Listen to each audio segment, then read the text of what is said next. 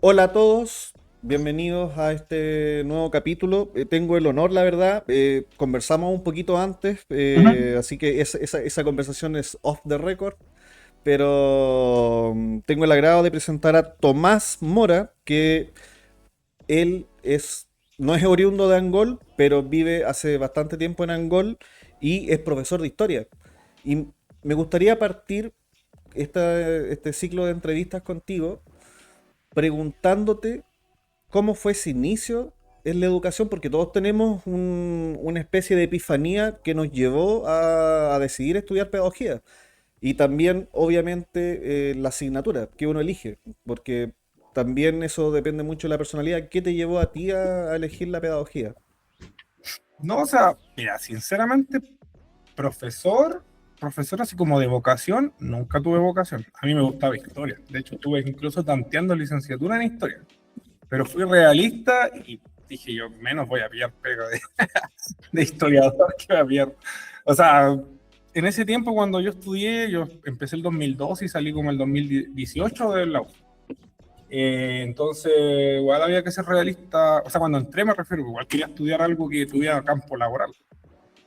Entonces, pero ojalá hubiera podido estudiar licenciatura y todo eso. Ahora no me arrepiento de haber estudiado pedagogía, la verdad, en el sentido de que al final me gusta más, de hecho, hacer clases que la disciplina, en sí, que la asignatura. Ujú.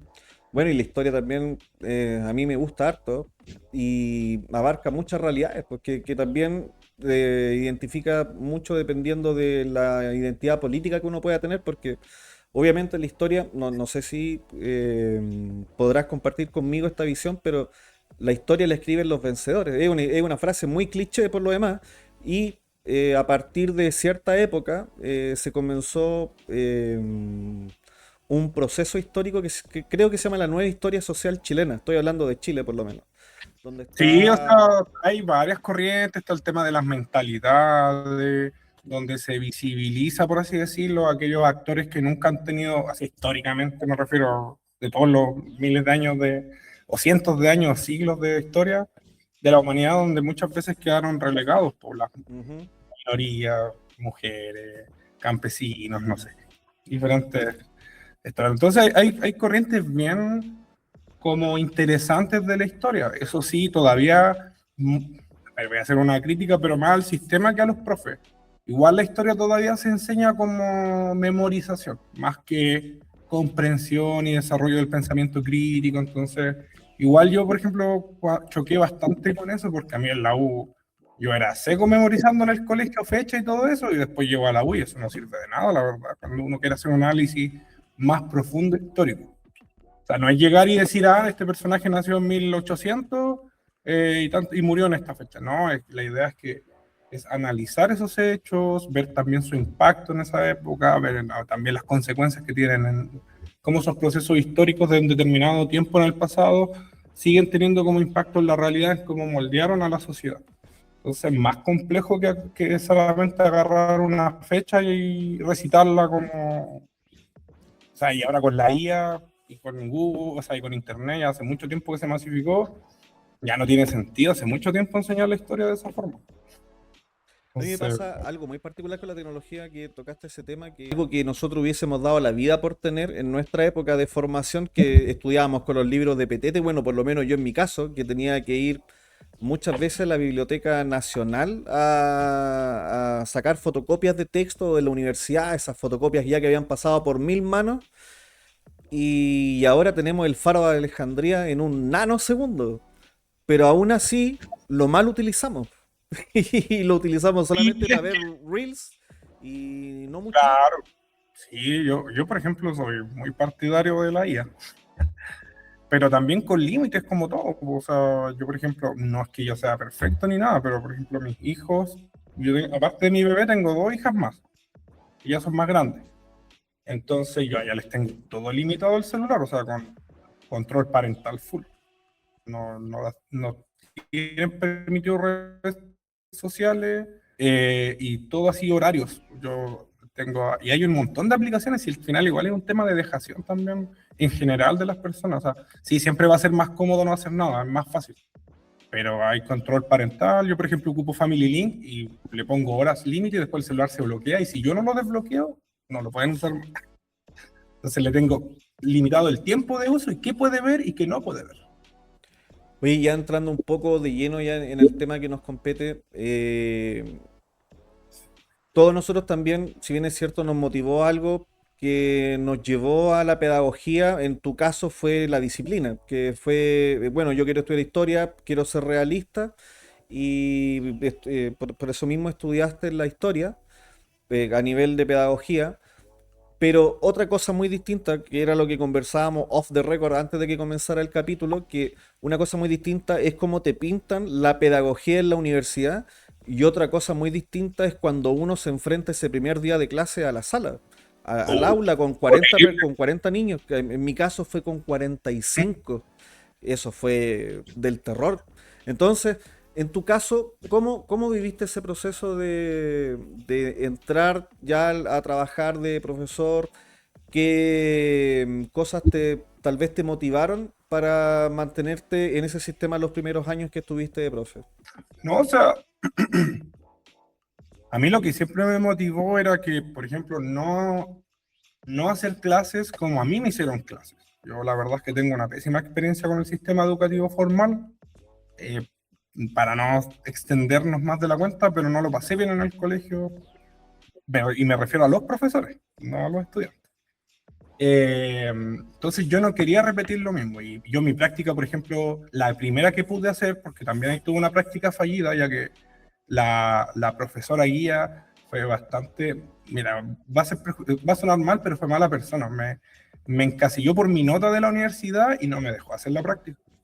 Entonces después de eso, pucha, entré como en una crisis existencial y todo eso. Y ya después pude hacer la práctica acá en mi comuna, en un liceo industrial, donde, imagínate, no le interesaba nada la historia. Y a pesar de todo, mi meta, mi foco siempre era, bueno, tengo que terminar esto, la carrera obviamente, ya estaba en la práctica, y obviamente hacer unas clases que fueran interesantes y obviamente con un fin pedagógico para mis estudiantes. La idea era yo no estar ahí parado puro recitando fecha y cosas así. Innové con aplicaciones. En ese tiempo todavía no era la pandemia cuando hice mi práctica, el 2017. Entonces, pucha, usé Kahoot, usé un montón de aplicaciones que después se pusieron de moda en la pandemia. Kahoot, y buscaba cosas que fueran lo más interactivas posible, sobre todo tomando en cuenta a mis estudiantes que no les interesaba como lo intelectual y lo humanista. No lo estoy menospreciando para nada, eran brillantes, pero eran industriales, Lisa, entonces ellos no iban ahí con un foco como humanista científico, sino que iban con un foco técnico. Entonces ahí intentaba así también de hacer como ese acercamiento, no sé, de repente le hablaba de la historia de los autos y cosas así. La idea era poder obviamente también encantarlos con la historia. Y ahí me la jugaba y como era la práctica, podíamos. Y ahí igual tuve un buen apoyo porque mi profesor guía del Liceo Industrial de acá de Angol, excelente, excelente profesor guía. Me dejó hacer mis clases a como yo quisiera hacer. Y si tenía que corregir algo, me lo corregía obviamente en privado. Entonces eso a mí me parecía muy bien, muy bien. Ya transcurrido el tiempo, también como dije previamente, a todos nosotros ya nos empieza a picar el bichito de alejarnos de la pedagogía. O sea, no digo todos, pero por lo menos los que estamos en modo avión de la pedagogía. Que en algún momento ya esto también nos empieza a hacer un clic de decir, no me gusta por esto otro. En tu caso también, ¿qué fue lo que te fue motivando a pensar en alejarte de la praxis docente? Mira, lo principal fue la falta de apoyo pedagógico, la falta de preparación de los equipos directivos, la falta de liderazgo directivo también. Eso me fue fue bastante decepcionante del sistema. Ver también cómo los que se supone que, bueno, son los que revisan nuestro material pedagógico, los que se supone que están ahí para dirigir el establecimiento, en lo pedagógico, en las competencias y todo eso. Bueno, en mi realidad al menos dejaban bastante que desear, y sobre todo que cuando habían colegas o yo que querían hacer innovaciones, llevar la educación a otras prácticas, no sé, salidas pedagógicas y todo eso, siempre limitaciones, puras trabas, trabas. Entonces me desgastó bastante eso, o sea, yo constantemente, además de ser profesor, también siempre me estoy formando, o sea, seguí estudiando aparte, sacando diplomados, sacando cursos, y también, bueno, me pasó una experiencia eh, súper, no sé si decirlo, traumática con un estudiante, y el establecimiento en el que me desempeñé, en el último establecimiento que estuve, no hizo nada. Entonces me sentí muy desamparado. Entonces después, de hecho, la solución fue una revictimización, cuando eso, desde la psicología y los especialistas, no es algo que se le tiene que hacer como a la víctima. O sea, básicamente yo tenía que solucionar lo que me había pasado cuando no había sido mi culpa. Entonces, no, o sea, desgaste total. No, o sea, era remar contra la corriente al final. O sea, era como gastaba mis recursos, gastaba mi tiempo de descanso, no tenía día libre para poder entregar unas buenas clases, un buen material, porque sinceramente a mí no me gusta eso a mí en lo personal, que lo haga y le resulta muy bien, pero a mí no me gusta eso de ir a una sala y decir, ya saquen el libro y ocupen la página tanto, lean eso y hagamos las actividad. No, o sea, a mí me gustaba yo crear mi material, no usaba material de nadie, me hacía mis rúbricas, mis escalas de apreciación, eh, las ideas también salían de mí, pero eso también significa un tiempo que hay que invertir de investigación, de estudio, porque no es llegar y decir hago cualquier cosa, porque la idea es que siempre tenga un fin pedagógico. No somos tampoco malabaristas ni payasos que vamos a entretener. Obvio, queremos hacer las cosas que sean interesantes para los estudiantes, pero tampoco el foco es como solo entretener, sino que también que aprenden. Y el tiempo en el colegio no da, porque muchas veces en ninguna de las realidades en las que yo estuve, nunca se respeta la proporción. Entonces al final, si uno quiere hacer un buen trabajo, te tienes que llevar trabajo para la casa. Y eso a mí me tenía chato, porque también estaba sacrificando mi vida familiar y personal.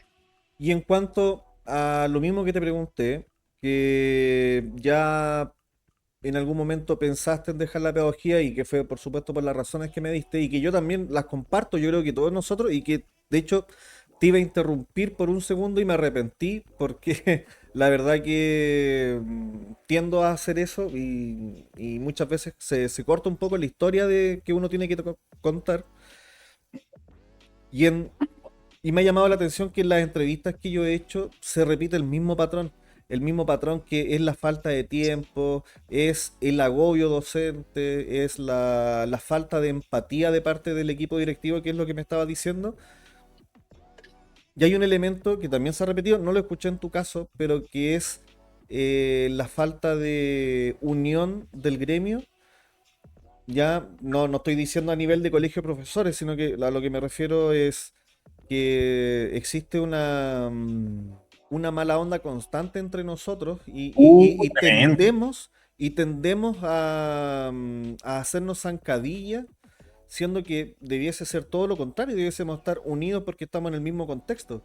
Y eso también me llama profundamente la atención y en base a lo que dije, me gustaría también saber, ¿y en qué momento ya pensaste en independizarte? Si bien es cierto, comprendo las razones que te tenían cansado, pero es debido justamente a eso que ya pensaste en independizarte. ¿Cómo maduraste la idea? No, Y cuál fue la idea que al final dijiste, esto es lo que voy a hacer, voy a perrar, hasta aquí llegué, entro en el modo avión? entro en el modo supervivencia independiente, que es otro mundo. Totalmente precario, más precario, pero al menos es uno mismo el que se precariza. Eh, no, o sea, bueno, producto de esa, sobre todo si es particular subvencionado, no sirven nomás. Entonces, necesidades de la empresa y chao. Lo cuento como para darle contexto. Entonces, después del año 2024, empecé un reemplazo en un colegio municipal de acá de Angol, de esos como de excelencia. Eh, Bicentenario. de esos bicentenarios, perdón. Y ahí me di cuenta que ya el problema era yo ya no quería estar ahí, me sentía incómodo, quería salir corriendo nomás las clases, ni siquiera mi estudiantes nada que decir, o sea, se estaban conformes con mi trabajo, se portaban bien, de verdad que no tenía ningún problema, pero yo ya no daba más, yo no quería estar ahí parado delante de estudiantes y ya no le encontraba sentido a nada. Eh, Empecé a ver mismos problemas, a pesar de que se supone que era como un establecimiento bicentenario. Igual vi como problemas estructurales que no me gustaban mucho para el tipo de colegio, liceo que era, entonces sentía, no, empecé a no sentir, no le hallaba sentido a lo que estaba haciendo. Entonces llegaba y tenía que seguir más encima trabajando acá en la casa. Eh, y tomé esa decisión, me dieron el finiquito del otro trabajo y los años de servicio, porque en el otro trabajo había estado 3 años, entonces optaba a indemnización por años de servicio. Y ahí me lancé, pagué todas las deudas que tenía con esa plata y dije, ya me independizo, esto lo estoy haciendo hace tiempo, es lo que me gusta, y empecé con el proyecto de los muebles a medida. Oye, de verdad que nosotros hablamos por teléfono antes de esta entrevista y, y hay algo que yo no dije, pero que valoro mucho, que tú me decías de la curva de aprendizaje, que si bien es cierto son programas fáciles, y que yo te decía, son fáciles para ti porque tú ya tuviste esa curva de aprendizaje. Pero Pero yo, yo, a sí, modo de sentirme orgulloso de ti y de lo que haces, por ejemplo, a mí me gusta también la carpintería, hacer ese tipo de cosas, pero soy un cero a la izquierda con la tecnología. De hecho, es más, mi hermano, que él es profesional del área audiovisual, él me está ayudando ahora porque soy un fracaso con esto de la tecnología y SketchUp, que fue lo que yo traté de utilizar para poder dimensionar muebles. La verdad que lo intenté y no poco, un tiempo, pero no pude. Así que claro, yo ese día cuando te comentaba lo de la facilidad, es que en comparación a otros programas, sí tiene una curva de aprendizaje más fácil y más amigable, por el interfaz y por cómo se utiliza. De hecho, no es un programa para hacer muebles, ese programa nace para hacer diseño 3D, pero de arquitectónico, estamos hablando de grandes construcciones. Y llegó un momento en que se empezó a usar para muebles porque es así de versátil. O sea, no solamente se usa para hacer diseño 3D de objetos como muebles y edificios y casas, sino que también incluso se puede hacer como de manera obviamente muy básica, pero también sirve para hacer como animación 3D y varias otras cosas más. Y en comparación a otros programas, de verdad que no es instantáneo, nada es instantáneo, porque igual, como te comentaba, hago clases particulares de eso a mueblistas y a aficionados que estén interesados en aprender. No es mi foco principal esas clases particulares, pero de repente sale una que otra y aprovecho. pero ¿cómo llegaste a este mundo de la madera? Porque, claro, una cosa es decir, pucha, estoy chato ya de trabajar, no le encuentro sentido a lo que estoy haciendo, pero otra cosa muy distinta es decir así como, ya, ahora desde mañana soy carpintero, me No, dedico a hacer no, muebles y hago espigas y yo todo a la ya, perfección. yo ya contaba con mis herramientas, varias herramientas que venía juntando desde hace años. Entonces a mí siempre me ha gustado hacer cosas porque yo antes de ser profe, de estudiar una profesión y todo eso, mira, no por ser aquí la historia de esfuerzo y toda la cosa, pero de verdad que trabajo como de los 10 años. Que cuando vivía allá en Pudahuel, ahí empecé a trabajar como los 10 por necesidad, nada más.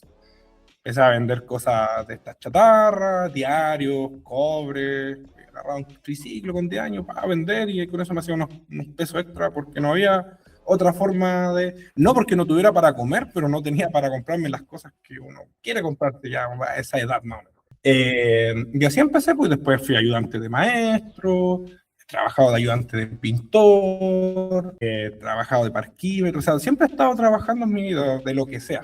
Y cuando después, obviamente, cuando fui profesional, estudié de profesional, o sea, trabajé de mi carrera porque obviamente accedí a un mejor sueldo. De hecho, todavía me acuerdo de mi primer trabajo, yo venía de trabajar de ayudante de pintora acá en un supermercado y cuando me ofrecen el sueldo yo quedé loco. Era como 4 veces lo que ganaba ahí de ayudante de pintora. Entonces, igual, por eso de repente igual entiendo a algunos colegas que escriben y que no saben qué más hacer. Bueno, algunos no tienen, no sé si decir el beneficio, porque tampoco es como muy bueno trabajar desde tan chico por necesidad, pero pero entiendo a muchos colegas que no han conocido otra realidad, que a lo mejor salieron del liceo, estudiaron en la U, pum, y se pusieron a trabajar. Entonces, de repente se ven ahogados porque no hayan qué otro camino seguir, o sea, ya no quieren seguir en la pedagogía. En ese sentido los entiendo perfectamente. Yo, para bien, bueno, tuve todas estas experiencias y conozco varias realidades y todo ese tema. Pero el tema es que ya venía, me gustaba la herramienta, me gustaba la construcción y por necesidad empecé a hacer muebles. O sea, como antes del 2019 ya estaba chato de los muebles del retail, esos baratos, que claro, te cuesta un closet de 2 metros, 80 lucas con la tarjeta del retail, pero a los meses ya lo tenéis todo así desarmado. Entonces yo estaba aburrido de eso. Era un mueble que si iba a gastar plata, que me durara. Oye, yo no sé Y si conoce no, ese término que aquí, por lo menos yo cuando era chico, mis papás decían que andaba todo desguañangado, o el mueble se desguañangó. sí, no, se salen todo horrible, por eso son baratos, porque baratan todos los materiales posibles. O sea, comercialmente, por ejemplo, yo esa melamina no puedo acceder a una melamina tan delgada como tienen esos muebles, por ejemplo. Y así por necesidad no empecé, pues y me gustó. Yo empecé obviamente con papel, y ese mismo año, el 2019, cuando empecé de lleno la cosa de los muebles, a ver videos, todo muy autodidacta. O sea, en general soy bastante autodidacta en todo. De hecho, mi PC que tengo acá me lo armé yo solo también, buscando, informando, todo el tema. Entonces siempre he sido o sea, siempre intento ser autodidacta porque mi mentalidad es como, no voy a esperar que alguien me venga a enseñar. Si yo quiero hacer algo y me gusta, voy a intentar obviamente yo por mis medios primero aprenderlo. Y obviamente después en el camino si puedo y me gusta y me voy como enganchando de lo que me gusta, me voy como profesionalizando, por así decirlo. Y por ejemplo, en el tema de la mueblería y el diseño, este último tiempo he estado así tomando clases particulares con personas bastante secas. Por ejemplo, actualmente también estoy estudiando diseño de interiores, pero no formal, sino que estoy haciendo que creo que le llaman una mentoría, no Sí, sé, y para mí sí, son clases particulares. Porque sinceramente el título a mí no me interesa. O sea, no. y convengamos que ya por lo menos en estos años el título es lo que menos te puede servir. No, Es la más, de hecho las experiencia, carreras eso es más importante. profesionales ya están destronadas. Lo que importan ahora son Sí, las tecnicaturas, técnico en algo porque son más cortas y tienen una mayor salida laboral. Y esas carreras que siempre menospreciamos, u oficios que menospreciamos, y yo admiro mucho el tema de los muebles, a mí me gusta, aunque soy un asco para hacer muebles, de hecho, esto no es para jactarme, pero a mí me gusta soldar. Yo creo que bueno, no sé si todos los profes, pero por lo menos los profes que estamos en modo avión, que nos gusta hacer millones de cosas, esa repisa, no sé si la logras ver. sí, sí veo que tiene metal con un poco de madera. ¿Puede ser terciado? No sé, es que no veo No, bien. es pino, son tablas de pino Ah, buena. de 8 por 1. Sí, está buena. Y esa la hizo hoy día, apurado, porque tengo aquí mi super jefe audiovisual, que es mi hermano, me dijo, oye, pero por una vitrina, o sea, por una repisa, algo que se Claro, para ve. darle un poco de ambiente. No quiero decir que se ve pelado porque me voy a ofender yo mismo, pero se veía muy vacío todo, pues. Y, y dicho eso, a mí de verdad que me ha gustado el poder realizar esto porque, y la verdad que soy súper majadero, yo creo que a todos les he dicho lo mismo, pero es que de verdad que me impacta que todos tenemos una historia muy parecida, en el sentido de cuando entramos al aula y seguimos.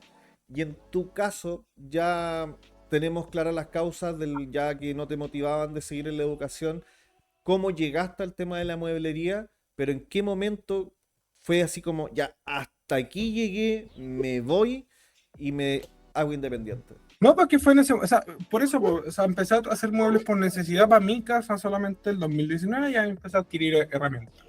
Después vino la pandemia, no pillé trabajo en ningún lado, el 2020, así que ese año aproveché, bueno, trabajé de nochero todo ese año de nochero, porque tenía hijos, entonces igual tenía que seguir produciendo. Eh, ya, y como me quedaban tiempo en el día, bueno, ahí aprovechaba de avanzar y iba juntando unas lucas, me iba comprando de a poco mis herramientas. Y después cuando me fui con esta licencia, ahí me puse de nuevo de lleno a hacer muebles ya, pero pensando como comercialmente. En ese momento no era para dedicarme a eso, pero era como también me servía como una serie de escape a lo que me había pasado, ¿ya? Que para mí fue bastante grave el tema que me pasó, para mí en lo personal. Entonces me sirvió de eso y me empezaron a salir algunos proyectos a medida y bueno, obviamente cobrado pura a pérdida, pero me sirvieron para aprender un montón. Y ya tenía como esa base y ese bichito, entonces ya dije, ya me gusta mucho esto, démosle, a ver, intentemos, no quiero seguir en un trabajo que finalmente no me siento feliz, que estoy sacrificando todo por nada. Eh, entonces dije, no, si voy a sacrificarme, que sea por algo, por mi propia causa, básicamente. Esa fue mi mentalidad. Y ahora que ya estás de lleno trabajando en el tema de la mueblería, ¿tú crees que la pedagogía te ha servido para poder tener tu emprendimiento de alguna forma? No, no mucho, la verdad es que lo mío como historia y negocios no va mucho de la parte. De hecho, hay cosas que yo no tenía buena base matemática y la IA me ha ayudado.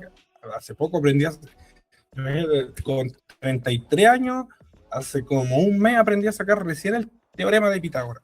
Ah, para Porque calcular cuando me lo los enseñaron 90 en la grados. básica, exacto, cuando estaban me lo enseñaron, ya no me acuerdo si en la básica o en el liceo, no me interesaba porque no le encontraba una utilidad práctica. Y eso también es lo que otro que también a mí me molesta del sistema educativo. Pero eso es cuando La tú falta trabajas perdón. de llevar los conocimientos a la realidad del estudiante. ¿Para qué le sirve eso?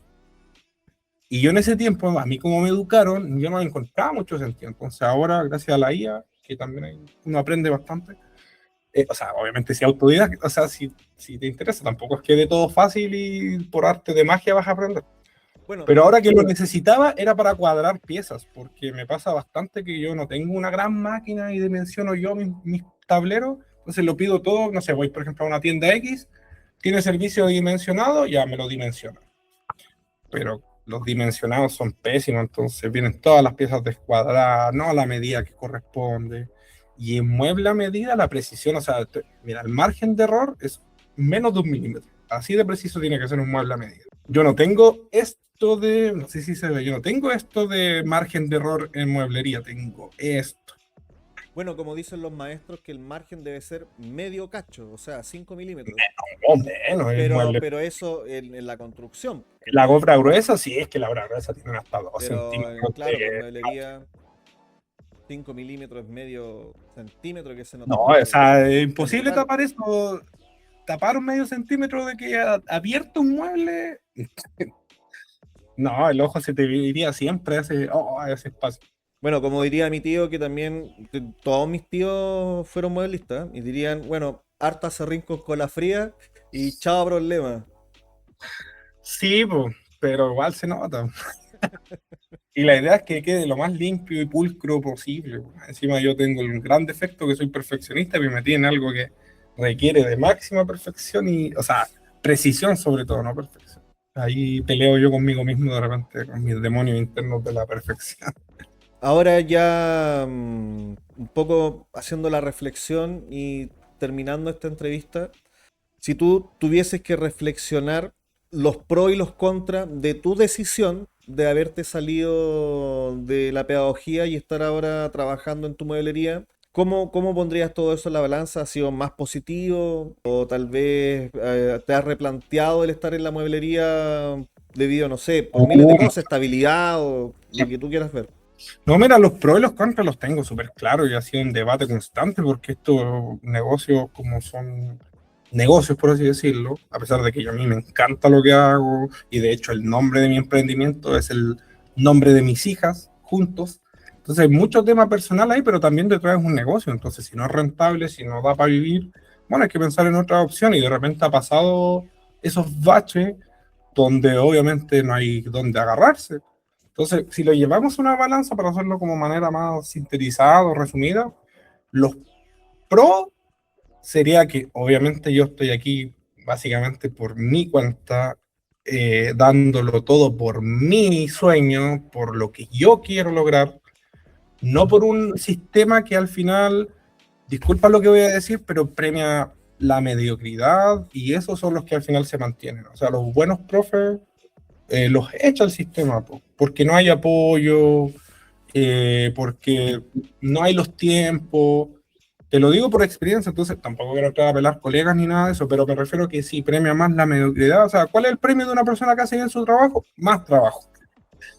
Cuando no debería ser así, pues. Entonces, ¿de qué sirve hacer las cosas bien si no hay ningún tipo de apoyo? O sea, imagínate yo lo desprotegido que yo nunca tuve problemas de cartas de amonestación, temas pedagógicos, nada. O sea, me felicitaban incluso por mi trabajo pedagógico. Y cuando necesité el apoyo de mi establecimiento por una única vez, me dejaron totalmente abandonado. Entonces fue como, ¿ya para qué? ¿Qué sentido tiene esto? ¿Para qué?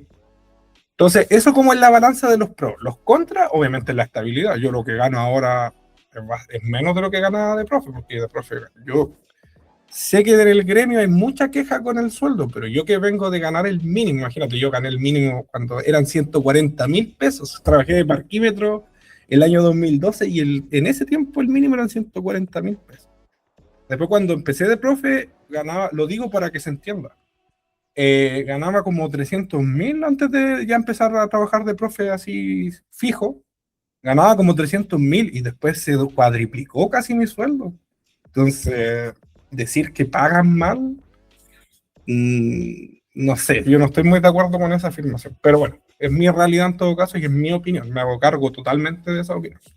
Entonces, actualmente sí, en Lucas y en estabilidad es totalmente la balanza, obviamente, ahí está todo el contra, pero mi salud mental, o sea, había momentos que yo llegaba, salía del colegio, llegaba a mi casa a puro llorar, entonces no, ese tipo de vida, no es que ahora no llores de repente igual, o sea, hay momentos que igual hay que desahogarse, de catarsis, de que las cosas no salen como uno quiere, pero de verdad es diferente el sentido, por lo menos tu causa, es tu decisión, no pasa en este caso por otros, y lo lamento mucho que muchos profes buenos estén saliendo desgastados del sistema, porque finalmente los que se ven más afectados son los estudiantes y son los que menos tienen la culpa.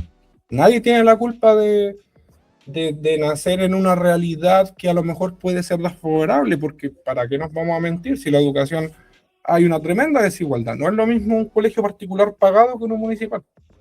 La balanza en la calidad y en los recursos influyen bastante. Entonces, los estudiantes no tienen la culpa, pero tampoco uno puede hacerse cargo como profesor, y eso es otra cosa que leo mucho de repente desde la academia, y siempre culpan a los profesores, cuando el tema es el sistema. O sea, no puede sostenerse un sistema completo educativo solo los profesores. Es imposible. Perdón, es que lo tenía No, que... tranquilo. Y finalizando, mira, tengo dos preguntas. Tal vez están desde el otro lado de la pantalla o de los audífonos, de lo que sea, en contra de lo que voy a decir, pero que por lo menos en el orden de prioridad que voy a hacer las preguntas. La menos importante, pero muy importante, es tú, ¿qué le dirías a esos profesores que quieren entrar en modo avión, pero que todavía no toman la decisión, pero que ya tienen claro que el sistema ya llegó a un límite que no pueden soportar? Ya. Primero, si se está viendo afectada su salud mental, sálganse. Priorícense siempre ustedes. No, lamentablemente no, es doloroso de repente, los estudiantes no se merecen una mala educación, pero priorícense. O sea, si llegan a la casa, no tienen tiempo para su familia, no tienen tiempo para disfrutar su tiempo libre, si llegan a puro llorar, es el momento de salirse, salgan nomás de ahí y busquen la mejor alternativa, pero que les haga sentido a ustedes, porque hay muchos que preguntan, ¿pero qué hago? Pero es que nadie te puede decir qué va a hacer porque tú tienes que decidir qué hacer. Lo ideal siempre sería como preparar la salida. No sé si me explico. Ujú. Ya, ojalá empezar proyectos en paralelo. Ojalá no esperar a estar hasta el desgaste emocional de querer salir arrancando, sino que ya ver que ya no es lo tuyo y ahí empezar a preparar, a hacer un plan B de salida. Eso sería lo ideal. Yo no lo hice porque llegó un punto que ya no daba más. Llegaste al reventón. Exacto, ya no daba más. Pero eso sería como lo racional, lo más cuerdo es hacer un plan de salida. A corto o mediano plazo, no a largo plazo, porque al final vas a caer ahí, vas a quedarte en la misma dinámica y autodestructiva. Oye, Tomás, y finalizando, y esta es la pregunta más importante, y de hecho, también es una de las cosas que me motivó a hacer este podcast. Hay dos cosas importantes que me motivaron a hacerlo. Una es poder constatar esa realidad que nadie está levantando. No quiero hacerme sentir único ni mesiánico, todo lo contrario, soy No, un humilde mortal, pero que no sea en números, porque en números todos somos, todos hemos leído en el Mercurio, en el Ministerio de Educación, pero nunca hemos leído esas historias. Esas historias de los profes, o que alguien de manera cualitativa diga, pucha, está pasando esto en el sistema y por esto se están yendo los profesores. Y, y eso es una de las cosas que me motivó a hacer este podcast, pero hay otra que es mucho más importante, porque yo también estoy independiente ahora, haciendo millones de cosas, he trabajado, también trabajo en la construcción, me ha tocado, de hecho, ahora en junio, si todo sale bien y Dios quiere, voy a trabajar para Huevos Yemita, no le quiero hacer publicidad a Huevos Yemita, pero vamos a hacer ahí unas fosas sépticas, ¿cachai? pena. Entonces, un amigo que tiene una constructora, ahí me pidió ayuda y vamos a ir a trabajar, pues, ahí con las manos en la pala. Y dentro de otras cosas que también hago, y uno cuando está en este mundo tiene que hacer de todo para poder mantener a la familia. Y por último, lo que más me motivó es poder levantar los emprendimientos de las personas, de los profesores que están en esta situación, porque sé que somos un gremio desunido, sé que somos pésimos Uh, colegas, me ha tocado conocer muy buenas personas. Yo no sé si será un requisito para entrar a estudiar pedagogía que tengamos un lado malo, que lo desarrollamos, o tal vez el sistema nos va transformando de una u otra manera en ser un poquito más oscuro. Pero eso es lo que a mí me interesa también, es que entre nosotros, todos los profes, nos apoyemos. Y si tú puedes describir, puedes decir el emprendimiento que tienes en Madera, cómo se llama, dónde te podemos encontrar y cuáles son tus datos de contacto para que así nosotros podamos podernos echar una manito entre todos. sí, bueno, o sea, más que madera, igual hago como cositas en madera, pero como son como pedidos especiales. Mi fuerte es el mueble a medida de tableros, es decir, terciado y melamina. Y otros tipos de tableros también trabajo, porque actualmente incluso venden tableros de madera nativa. Así que hay tableros para todos los gustos y presupuestos. ¿Dónde me encuentran? Principalmente en Instagram y en Facebook, pero hace tiempo que no estoy subiendo muchas cosas. No he parado de trabajar, menos mal. He tenido la suerte y el privilegio de que a pesar de todo el contexto internacional y nacional, no me falta, porque me adapto, menos mal. Me adapto a las realidades y ofrezco diferentes opciones, entonces no soy como así como yo sé que puedo hacer muebles premium, pero no voy a esperar que me salga un mueble premium, porque eso pueden pasar hasta un año esperando eso. No, yo hago lo que necesita la persona. La idea sí es que mi foco es eso, o sea, muebles a medida, soluciones a medida, solucionar una problemática en concreto. Yo no, la verdad es que no hago muebles así como que me digan, no, ya haceme este mueble, una copia del home center. No, o sea, mi idea siempre es como hacer un diseño que sea, bueno, obviamente configurado, personalizado a un espacio determinado, pues, donde claramente ahí no cae otro mueble, porque si te cae otro mueble en ese espacio, mete un mueble del home center, no, no sé, o uno que te salga más barato, porque el mueble a medida, no, lamentablemente, no es como un trabajo así low cost, Ujú. por todo lo que hay detrás. Pero sí, siempre no está de más que el seguir, el me gustar, porque, o sea, el darle like a las publicaciones. Igual tengo un proyecto personal ahí que igual quiero ordenar bien mi taller, que está en mi casa, de muerto, donde quiero enseñar cosas que yo he aprendido de manera autodidacta. Pero igual quiero tener un poco más ordenado el taller. No perfecto, porque si no, nunca va a ser ese proyecto. Pero sí quiero como de alguna forma devolver ese, yo lo veo así, porque no tiene fines como de ser influencer o que me auspicie a alguien o ganar plata con eso, no, pero de alguna forma devolver eso que yo he aprendido de manera autodidacta y que lo he logrado gracias que hay, en ese tiempo había muchos youtubers, por ejemplo, que se daba el tiempo y la paciencia al enseñarte paso a paso todo, varias cosas.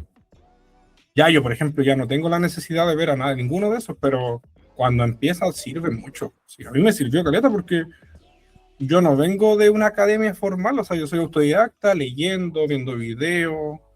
De esa manera aprendí yo el tema de la mueblería y el nivel que tengo ahora, porque son años también, pues no es que de un día a la noche a la mañana alcance cierto nivel. Se llama Isimar Muebles a Medida y me encuentran principalmente en Facebook y en Instagram. Intenté con otras redes, no me metí a YouTube, me metí a TikTok, pero no me resultó. Ya tiré la toalla con YouTube y TikTok me parece la plataforma más nefasta que puede haber creado la humanidad. Bueno, entonces dejo a todos invitados para buscar en Facebook e Instagram Isimar Muebles a Medida y algún fono de contacto en el caso que lo quieras dar. Sí, o sea, si alguien me quiere contactar, tenemos varios servicios, no solo muebles, o sea, si necesitan asesoría técnica, la podemos dar, si necesitan solo el diseño 3D y para llevárselo a otro mueblista, también tenemos ese servicio. Si quieren aprender a diseñar muebles, la parte constructiva, no solo el diseño 3D, sino que también qué material sirve para qué característica, también tenemos ese servicio, así que no solamente hacemos el mueble en sí, tenemos como 4 servicios disponibles. El número de contacto es el 965-833610. Bueno, ya creo que llevamos aproximadamente una hora conversando. Espero que sea menos en la No, edición. menos. Yo de verdad, Tomás, te quiero dar las gracias. Te quiero felicitar también por la valentía que has tenido de no solo contar tu historia, sino que de la valentía de ser un profe en modo avión, porque ser un independiente requiere de mucha valentía. Y esa valentía se va forjando a través del tiempo y también quiero invitar a todos los que están pensando en dejar la pedagogía, que están cansados, que están agotados. Existe vida fuera del aula, así Sí. que nada, pues yo te mando un abrazo enorme, muchas gracias y espero que en Angol llueva mucho más que acá porque aquí no cae una gota, compadre. Muchas gracias, Tomás. Te deseo lo mejor. Espero que con esta también pequeña ventana de publicidad te puedan llegar más pegas. Y nada, pues mucho éxito y gracias por tu tiempo. Ya que estés muy bien, éxito con tu proyecto y qué bueno que no te concentraste solo. Sí, en Santiago hay mucha gente, pero como el dicho es, en Santiago no es Chile. Así que qué bueno que también estés poniendo el ojo de manera, pero en otras regiones, otros lugares, porque es una realidad transversal, no Ujú. es solo de la región metropolitana, por si acaso. Un Eso, abrazo, que estés ya. muy bien, cuídate. Nos vemos en el siguiente capítulo. Chao.